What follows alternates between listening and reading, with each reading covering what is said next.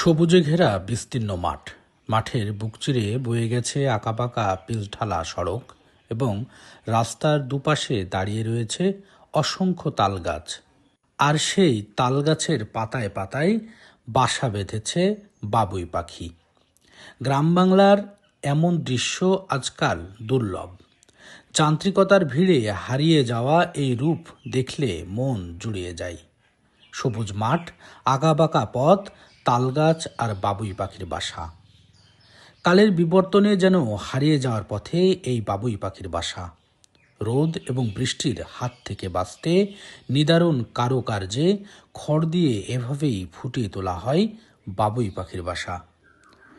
মেহেরপুরের গাংনী উপজেলার তেঁতুলবাড়িয়া ইউনিয়নের হিন্দা পলাশীর মাঠের গ্রামীণ আঁকাবাঁকা পিচঢালা সড়কের দুই পাশে সারি সারি দাঁড়িয়ে আছে মাথা উঁচু তালগাছ। এ যেন প্রকৃতির পাহারাদার।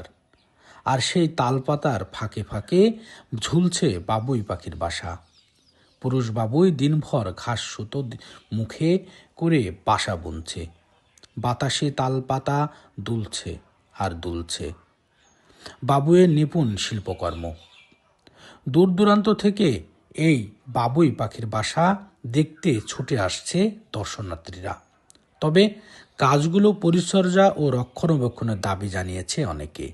আসলে এই তাল গাছগুলা দেখতে অনেক সুন্দর লাগে। আমি প্রতিনিয়ত এই রোড দিয়ে চলাফেরা করি।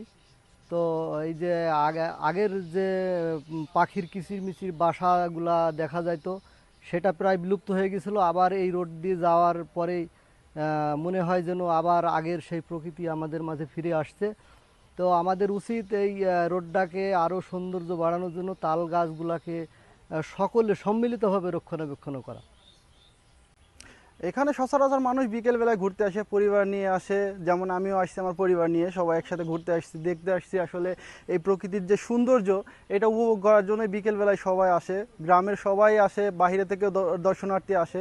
তো ভালো লাগে এই জায়গাটা, আমাদের সবার এই যে পরিবেশটা মানে অসাধারণ একটা পরিবেশ। এই পরিবেশ তো সচরাচর দেখা যায় না। তো এইটাই উপভোগ করার জন্য সবাই দর্শনার্থীরা আসে বিকেলে ঘুরতে, এই আর কি। এই আমাদের একটা ঐতিহ্য রাস্তা, তালসারি বলা যায়। একটা সুন্দর গাছ, তারপরে আপনার পাখির বাসা বেঁধেছে, কিচিরমিচির শব্দ। এটা একটা সৌন্দর্য জিনিস।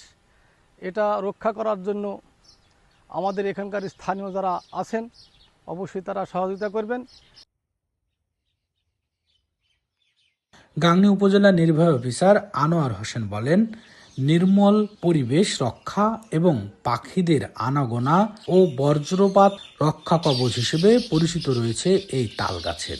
তবে তাল গাছগুলো রক্ষা করার জন্য সংশ্লিষ্ট আইনশৃঙ্খলা বাহিনী এবং ইউনিয়ন পরিষদের চেয়ারম্যানকে নির্দেশ প্রদান করবেন বলে জানান তিনি। সড়কে দৃষ্টিনন্দন অবস্থায় দুই পাশে তালার সারি রয়েছে।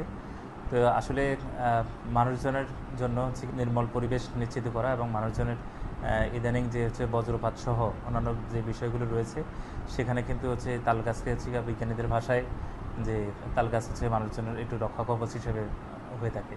তো এটা আমাদের ইউনিয়ন পরিষদ সহ এটা পূর্ব থেকে এই রাস্তার পাশে এই তাল গাছগুলো রয়েছে, তাল গাছগুলো লাগানো হয়েছে। এখন এগুলো নিয়মিত পরিচর্যা করা দরকার।